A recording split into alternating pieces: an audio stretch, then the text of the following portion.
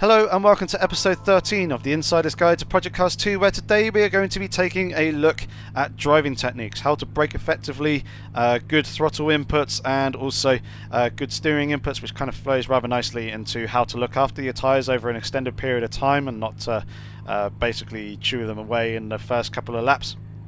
And we're also going to take a little bit of a look at some advanced track knowledge with some alternate racing lines that may help you improve your lap times at this circuit, the Nürburgring GP, but also a couple of other circuits as well where they've got reasonably similar corners.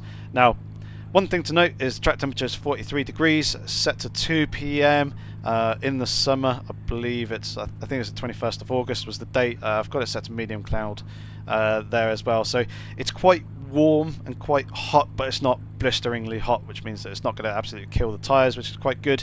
And we are going to head out onto the track. Firstly, before I do that, I'm actually going to go ahead and load up the baseline setup that I created a couple of weeks ago in the Baselines Insider's Guide video. That was this setup here.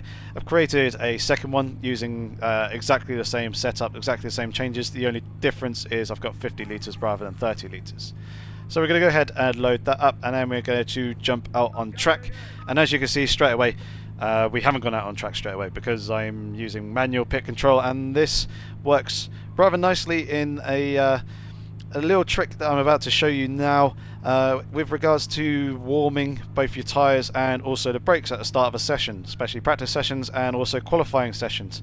A couple of people have asked me in the past what is the best way to warm the brakes and warm the tyres for flying laps and things like that when they start cold. So I'm going to show you that now, and one rather nice little trick when we come out of the pits here. Now, as you can see, my head is actually moving around a fair amount. That is because, for those of you who don't know and who are relatively new to the channel, I actually use Track IR5 when driving, which allows me to look around the cockpit inside the car just like you would in VR.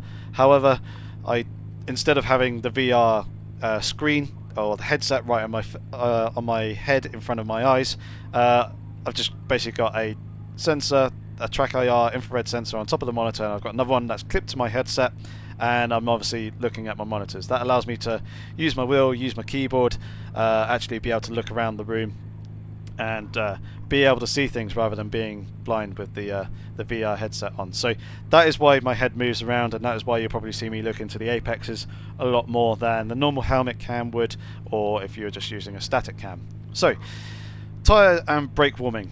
First things first, the most important thing is to go easy on outlap. You don't want to absolutely kill the tyres, because what that will do is it'll eat off a little bit of the tyre life straight away from the tyres, and it will punish you later on in the stint, especially over an extended period of time. So if you're doing like a short 5 lap sort of stint, it doesn't really matter too much. But if you're going to try and do testing for some setup changes, or try and do effectively a longer race run, you'll want to look after the tyres on the out lap and steadily bring them up to temperature, along with the brakes as well.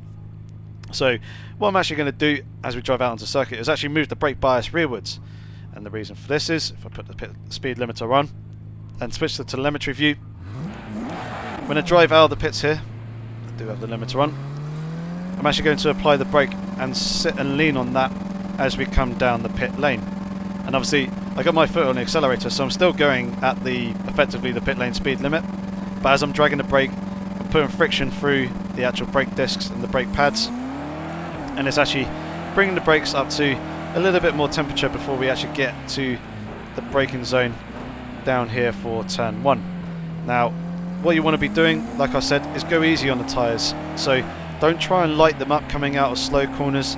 Don't try and put a huge amount of steering lock going through and into turns, as well as what you'll do is you'll just scrub the top layer of the tyre off, and you'll eat into the tyre life a little bit more than you'd actually like. So what you want to do is just put some nice gentle load through the tyres, do a nice little bit of weaving, but nothing too excessive.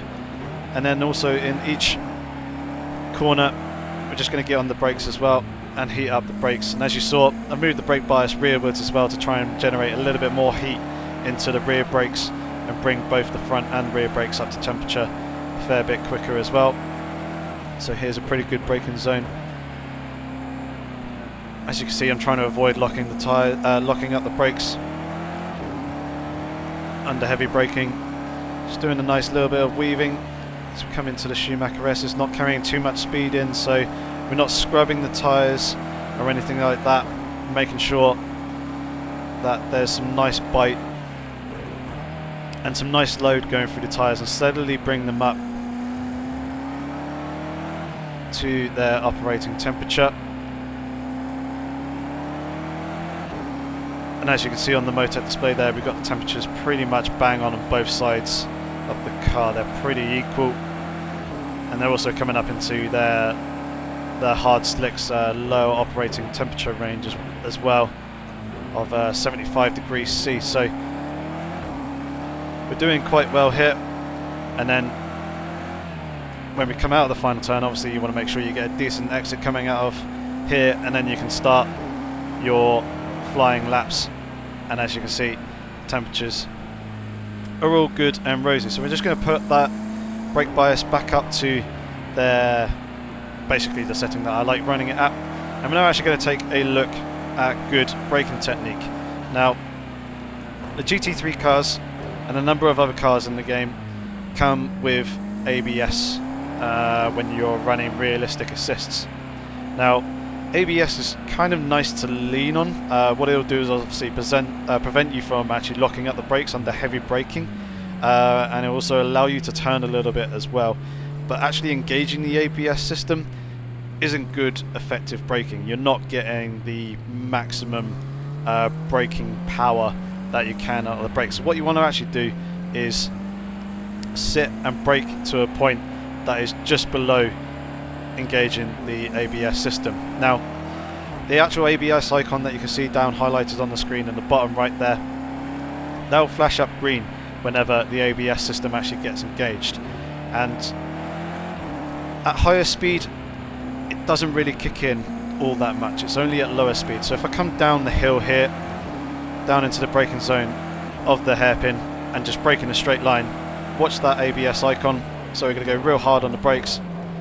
There you can only see once once the speed starts to bleed off, that's when the ABS system kicked in. That's mainly because there's not as much aero push coming on the car, and the tyres don't quite have as much grip, so under the heavy braking they start to lock up a little bit and start to slide across the surface of the track. And obviously the ABS system is detecting that the tyres are starting to slide, so what it's doing is obviously kicking that in to try and prevent the wheels from locking up. And what that does, it doesn't decrease your braking zone, instead it just allows you to have some control over your steering and the direction that you're going to turn in. So when you actually come to braking, what you want to do in the braking zones is brake nice and hard.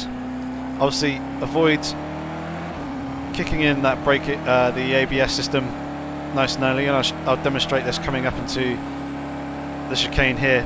But as you come later into the braking zone, you want to ease off the brakes, so brake hard, and then as the speed bleeds off, you bleed off on the brake pedal as well.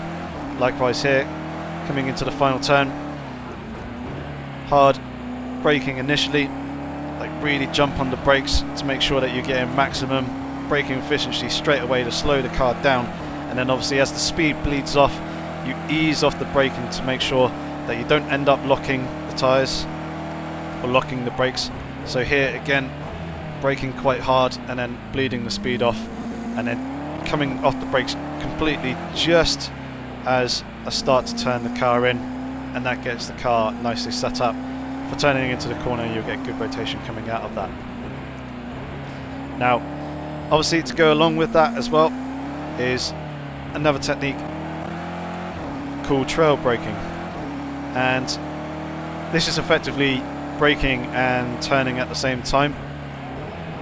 It's something that you can do going into some corners, but not all. Some you'll want to get all your braking done before the actual turn and before turning in, whereas other corners you may actually want to trail brake a little bit, such as this hairpin here.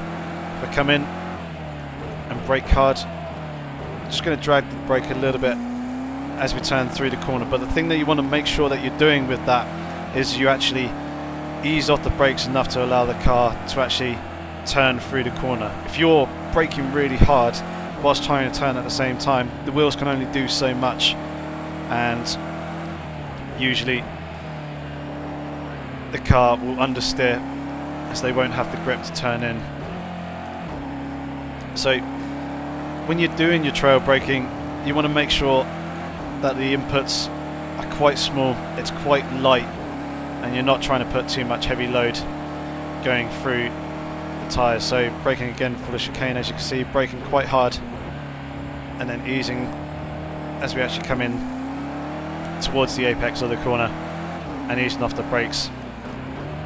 And same again there. As you can probably see, I'm not necessarily going 100% braking application each time going into the braking zones. So watch when I come into turn 1 here, I'll probably go for about 80-90% braking, basically making sure that I'm staying underneath the ABS threshold and then easing it off as we come into the corner there as well. So that's one thing you want to make sure that you're doing with your braking, and with that you want to make sure that your steering inputs are nice and straight as well. You don't want too much steering angle on, like I was saying, under braking as well, because what that'll cause you to do if you were to lock up your brakes. So if I quickly go and turn the ABS off, go ahead and switch to the braking and turn in here, you end up locking up the brakes on the wheels in the direction that you're turning into. And what you also see as well in the brake temperatures is there's now actually a difference from one side to the other. And that's one way of recognizing whether you are locking up the brakes. Obviously smoke is another useful visual indicator, as is being able to feel the car and the car actually moving around through the wheel as well, through the force feedback, and seeing that visually and also hearing it audibly. But actually looking at your brake temperatures, if you see a difference between your brake temperatures, the side that has the lowest temperature will be the side that you are locking up the wheels on, because you're not generating any friction when the brake discs and the tyres are locked up, so they won't heat up in that point. And as you can see, even with ABS off, still applying the same sort of braking techniques as it was before. I'll probably brake a little bit, not quite as harshly when the car doesn't have ABS, but still aiming for roughly about 80-90% brake application coming in. So coming in here, no hint of locking up the brakes, but nice smooth brake application area into the corner. So now let's actually move to the latter part of the corner, which is obviously accelerating out of it, and good throttle inputs and ways to accelerate coming out of the turn. So that's obviously going to be indicated by the green bar down there. And what I've actually also done for this is I've actually increased the traction control value in the ICM. So if I can quickly bring that up, you can see that traction control is actually set to 14. I did that back in the baseline setup. Basically what that allows is a little bit more wheel spin before the traction control system actually kicks in. So with that, it allows me to put a little bit more power down, as when the traction control system does kick in, it hinders your acceleration a little bit, and you may not be able to translate as much power to the tarmac coming off the corners. So what you want to do is, obviously at the slower speeds, is put in smaller throttle inputs, and then as you come out through the corner, obviously you want to increase your throttle input as well. What you also want to do is not actually go full throttle until you know you can go full throttle without having to lift back off the throttle again as you come out through the exit of the corner. Now, obviously with cars with traction control systems, you can get pretty hard on the accelerator and lean on the traction control system a little bit But also, if I was to go full throttle there, you see I get a ton of understeer, and I would have gone too early. So what I tend to do is, as you come into the apex, is actually balance the throttle when going through the apex of the corner. What I actually mean by that is putting about 10 to 20% throttle application in, and what that'll do is it'll just shift the weight of the car rearward slightly, set it up in a more neutral position, and allow you to rotate through the corner. So as you can see here, going through this long turn,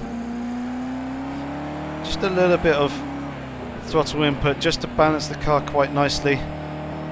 Likewise here, not going too much, and then once I'm out of the corner I know I go full throttle, that's when I'm putting the power down and accelerating hard. In turn with that, I'm also actually thinking about my steering inputs and actually making sure that I am not putting in too much steering angle when I do actually go full throttle on the exit of the corners as well. So taking a look at the tyre temperatures at the moment, although I've been cruising around in a couple of places, they're actually reasonably good, and they're in a very, very nice spot at the moment in mid 90s, high 80s. As we've been driving around, as I start to push a little bit more, those temperatures will increase and will continue to rise. But what I'll actually do in a second is, once we get to the end of this lap, is actually look down and actually show you the steering inputs that I actually make, and then you can take a look at the throttle inputs down in the bottom right with those steering inputs, and actually observe how I'm not putting too much throttle in when I've got a lot of steering angle on, and then once I know I can accelerate and start to put more throttle input into the car, that's when I start to unwind on the steering wheel and try and keep the steering inputs as minimal as possible. And that's actually pretty crucial for tyre life as well, actually looking after the tyres and making sure you're not overheating them. So coming off the final turn, this may be a slightly odd view for you guys, but I'll just quickly recenter the track IR, and then let's look down a little bit, and there you should be able to see obviously the steering wheel down below, get an idea of my steering inputs, and we'll try and put in a half decent lap here. So coming in, obviously once I do go full throttle, I want to make sure that I unwind the steering wheel and try and keep it as a lower steering angle as possible. Likewise with the braking, when I'm on the brakes I want to try and keep the steering input quite low. You can see the little corrections that I'm doing as I'm feeling the car moving around through the force feedback.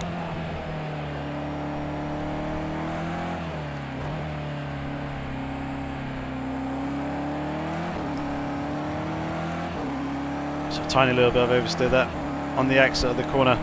Traction control didn't kick in because obviously I adjusted the traction control slip. There, I can use the camber of the road as well, and also heavy throttle inputs to try and help rotate the car. Slight lift going through the Schumacher S's. Come into the here, making sure we're braking in a nice straight line. And this corner here is quite crucial. Unwinding the steering wheel as the speed increases, and I'm putting more throttle input in as well. And that's basically just a good way of looking after the tyres.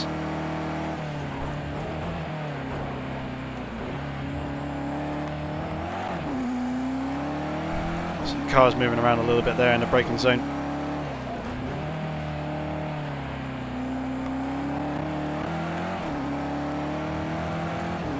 There you go, and that's a half decent lap. Those are the kind of steering inputs that you make as you go around. Obviously, in the braking zone, when the car started to move around, I had to ease off the brakes a little bit, as you saw. Initially turned in, and then had to kind of double take going into the corner. If I turned in at that first point that the car started rotating in, I would have just lost the car, but I had to straighten up a tiny little bit just to try and settle the car a little bit more. And that's the thing with feeling the car underneath you and seeing how it responds to your inputs. Usually, if you end up losing grip because of an input, you want to do the opposite. So if you start to spin up the rear tyres by putting too much throttle in, you'll want to ease off the throttle and obviously counter steer into the slide to make sure that you catch the car. Likewise, if you're under heavy braking and the rear end starts to squirm around, you want to ease off the brakes a little bit to try and let the car settle back down again. So let's see if I can try and get the car to unsettle a little bit under heavy braking here. It seemed pretty planted that time round. But it's just important in taking the audio and visual cues of the car. Obviously, if you're using the wheel, using the force feedback to get an idea of what the car is doing underneath you and adjusting to that. Now obviously, with good braking and throttle inputs and also steering inputs, that's how you look after the tyres. And that is probably the biggest way of managing tyres, is actually not doing it so much through the setup. You can do some tyre management with setup changes and things like that. So obviously the overall handling of the car is obviously going to affect how aggressively you eat up the tyres, but a big part of it is actually how you drive the car as well. Doing things like this, putting a ton of steering angle on, going full throttle and keeping that steering angle in, will just eat up the front tyres, or cause understeer, or cause them to scrub as you go through the corner, and that will take tyre life off. Again, with accelerating really, really hard out the exit of corners with a lot of steering lock on and getting a lot of oversteer, that is going to eat up the rear tyres as well. But what you want to do in order to try and look after the tyres and make sure that they're not overheat is actually just create nice flowing lines. Avoid losing traction, avoid locking brakes, and avoid scrubbing the tyres and inducing understeer, and instead just drive to the tyres and making sure that you're just letting them grip. So for instance there, I wasn't really anywhere near the apex, but rather than actually jumping back on the throttle and just powering on out through the exit of the corner, I waited a little bit to make sure that I was in and around the same area as I would be if I did make the apex, and not punish the tyres too much coming out the exit of the corner. And if you create nice flowing lines going through turns, rather than trying to take that turn, the Schumacher S is there completely flat out, I know I'm not going to be able to make the apex of the second part. I'm going to run wide into the gravel if I keep my foot in. So lift. Likewise here, don't go hard on the throttle until you know that you can get on it without having to lift again and not be able to put a ton of steering input back into the car to make the exit of the corner on the exit curb. If you do that and look after the tyres, they'll last a lot longer. You'll be a lot more consistent with the tyres as well, and you'll be able to extract good lap times out of them. It may feel slow to start off with, but you'll soon get used to it, and that's when you start turning consistent laps. So as you've probably also been picking up on as I've been driving around a little bit, is the driving lines. I'll probably take a couple of slightly different lines to what some other people take, and this is now moving on to the slightly more advanced track knowledge part of the episode, such as turn 3 here. Aim for that inside curb a lot sooner. Likewise here, don't go for that inside curb.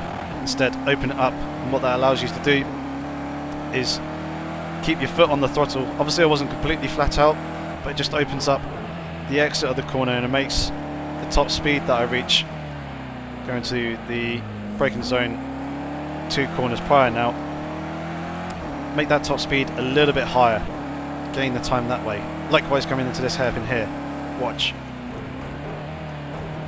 go in for an early apex, running a little bit too deep there, but bring it back for the exit and make sure you get good drive coming up the hill here. Obviously going uphill, your acceleration isn't going to be as good, so you want to try and give yourself every little advantage that you could possibly get, so make sure you get a good exit coming off the corner to get that drive coming up the hill and power up it.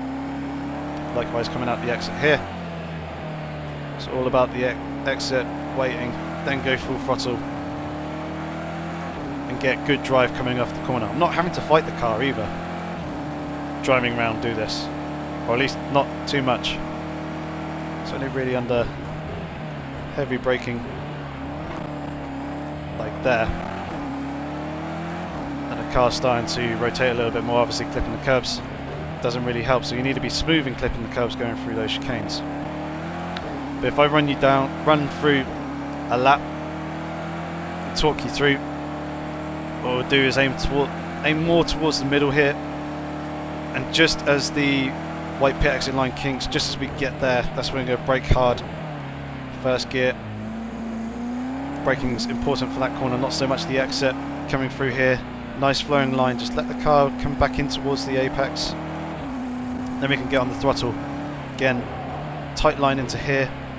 Stay left, open up this corner here. Like you can see, almost getting full throttle, and that just gives me a better run coming out the exit, and my top speed coming down here is going to be higher. Third gear, make sure we get it tucked into the apex. Sacrifice the exit again to open up this one because we've got another straight coming off of this turn here. So again, the exit is crucial in making sure that you get a good drive coming down the hill towards the hairpin. Again, we're going to go for that double apex coming into this corner here. They were a little bit better in holding it tighter, but the car still washed out a little bit coming into the corner. Slight lift coming here through the Schumacher S's, making sure we don't run too wide and actually make the corner, being nice and consistent.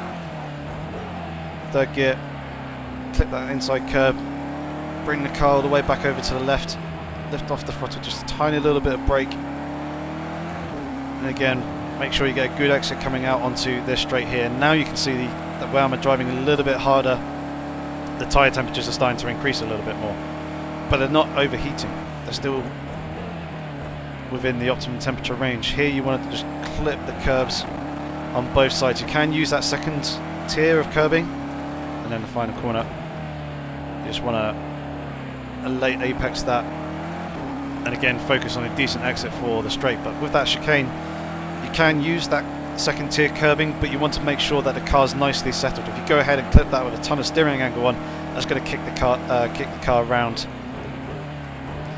and induce a whole bunch of oversteer. So let's just quickly go through the reasons why I take the lines that I do coming through into these corners here. So this next turn, turn 3, just park the car up here. What people tend to do traditionally is stay over to the right hand side of the circuit as they approach a corner like this, and then they'll do their braking and turn in. But if I was to do that and follow the usual line, I've got quite a long way to actually go ahead and make that apex on the inside. What I've also done is left the door open on the inside, so it's more of a defensive line, actually going in and making the corner shorter for myself. But it also helps to keep and maintain a better balance of the car. Obviously if you're having to do a lot of turning, especially at higher speed, the car may not like that and it may oversteer a little bit coming into the inside of the corner. So you want to shorten that distance a little bit, take that more defensive line, and then hook the inside curb pretty much all the way around this turn. And then rather than driving from here straight to the apex of that corner, instead I hang it out wider over here, open it up a lot more, then bring the car in for a late apex, and that gives me a much nicer straighter line coming out the exit. If I was to be tighter and further over right and pointing more towards the apex, I would have to get off the throttle to get the car through the turn and then get back on the throttle again to then accelerate down this straight. So opening that turn up a little bit more, like I've been saying, will give you better speed coming down this straight. You will have to be careful though doing that line on that previous turn, because if you do run out that wide with a car close behind you, they may actually go for that apex early and tuck in underneath you, and when they're taking that shorter route to the apex of the corner, they're actually going to be there on your inside. So if you do have a car behind you, you may want to sacrifice some of the width that you may usually take to make sure that you defend the corner a little bit more and don't necessarily give it up, because obviously if they do jump to your inside, you're going to have to give them room and sacrifice the apex, which is then obviously going to sacrifice the drive coming off the corner. Now coming through here, can actually carry a fair decent amount of speed, but rather than getting back on the throttle really hard, there's a right turn that immediately follows. So staying more towards the middle of the track will allow you to get back over to the left hand side to then open up this corner once again. And obviously we've got another straight, another decent straight coming off the exit of this, so you want to make sure that this corner here is good. You get a good drive out of that to give you better speed coming down the hill into the hairpin. So sacrifice the exit of that previous corner, it will give you a much better chance of carrying a little bit more apex speed and getting a better exit. Now again, coming into this hairpin here, the braking zone is roughly around this patch of grass just here, just as this next curb begins, and then I'll be aiming straight for that inside curb as I demonstrated in the last couple of laps. What other people tend to do is they follow this curb round and come round and try and open it up a little bit more and take a more traditional line into this kind of hairpin. If I go and aim for that inside curb, look how far away I am from that inside apex, and look how much room there is on the inside. Usually when I'm behind someone and someone else does that, I'm usually able to get my nose in and alongside them coming into the first apex that I clip on this inside curb. I've got the inside line through the corner, and that's 9 times out of 10 a position gained by taking that line. Also allows you to brake a little bit deeper into the corner. Obviously you're going to run out wide a little bit, so what you need to do is make sure that you're able to bring the car back in and focus again on hooking up a second apex for the exit of the corner and getting a good drive up the hill like I was saying. So that'll give you better acceleration coming up the hill. Your top speed is going to be higher when you come up to the Schumacher S's. And I actually run this curb on the right hand side here just to try and open up the entry to the Schumacher S's a little bit more. And the one thing you need to be careful with that is that the car is going to become slightly unsettled if you clip the curb too hard, so you'll want to compensate for that as well. Some people choose not to run the curb, which is perfectly fine. It's just a personal preference thing. It allows me to carry a little bit more speed. Obviously it's a slight lift coming through here to make sure that I'm lined up quite nicely for the right hander of the Schumacher S and get a decent exit coming out of here. And then coming into this one, fairly traditional corner, brake just after the 100-meter board, get it down into third gear, get yourself tucked into this inside curb, don't clatter it too hard.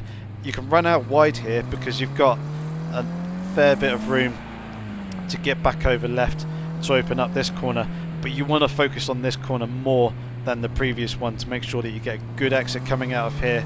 You plant the throttle nice and hard and obviously unwind the wheel as soon as you know that you can do so, and then give you a good run coming down this back straight here. Obviously this kink is pretty much flat out and near enough for all cars apart from ones that have very little front downforce. And then the braking point for this one is actually really quite difficult. It's actually just before the 100 brake marker board here. It's roughly, I've gone past it a little bit. You can see a slight extending of the curb there on the right hand side, just behind the little notch on the windscreen wiper. Basically that's what I'm aiming for as my braking point. It's pretty much where I've got the car parked now actually. So get hard on the brakes. Obviously make sure that you're braking in a straight line, shift down through all the gears, ease off the braking, then turn in. What we're going to do is if you flick the car in, you want to try and make sure that the car is reasonably settled, it's not oversteering, and you can clip the curbs like I was saying. At this point here you want the steering wheel pretty much straight / turning in towards the right, and you don't want to clip those curves with too much steering input. You don't really need to run the curb on the exit here. Break out that white line that runs across the width of the track, and you actually want to take a late apex, so here on this, and focus again on a good exit, open the corner up and accelerate away. So some lines that I take that are more defensive, just to try and prevent other people from actually sticking their noses in and trying to make a move on me. It also actually allows me, where other people take more traditional lines around the circuit, it allows me to actually get my nose in and make potential overtaking maneuvers if they see me coming. Obviously if they don't see me coming, then I've got to react to that where I've got the track I can look around a little bit more. It gives me a little bit more situational awareness and allowing me to judge whether I need to back out of the move or not. But usually 9 times out of 10 I can get alongside, have enough of my car alongside them to actually go ahead and make the move stick. But it's also just generally better for the car in terms of balance and also in terms of lap time. Going into here, look, I still got quite a lot of corner to actually make before I can get back on the throttle. So it's doing things like that, taking the right line, sacrificing the right corners to open up other ones, other key turns, and taking slightly differing and more alternate lines that may not be previously obvious, such as the hairpin here, where's it coming and breaking the straight line. Second gear, get the car tucked in, get hard on the throttle again, coming out for the exit, and that was pretty decent. I'm getting a little bit of wash on the front left because I've eaten into the tyre a little bit more, also the tyre pressures as well. But as long as you can bring that speed back down, try not to scrub the tyres too much, you'll get a nice run through that hairpin there. So I think that's going to be about it for this episode today. It's been going on for quite a while, good 36 minutes, so I'm going to conclude it there. As usual, thank you very much for watching. If you have any comments or questions, feel free to leave those down in the comment section below. I shall try and get back to you as soon as possible. If you're enjoying these episodes and you're enjoying the Insider's Guide series, please do consider subscribing to the channel. That would be very much appreciated, as well as leaving a like, sharing it with your friends, passing the knowledge on to other people as well, so people's experience of the game could be a whole lot better. That's what the whole idea of this series is all about. Really enjoy making these episodes for you guys, so I really do appreciate the support. I hope you continue to support me as well. Thank you very much for watching, guys. Hopefully you learned something new in this episode, but in the meantime, till next week, thanks very much for watching. Take care. Goodbye.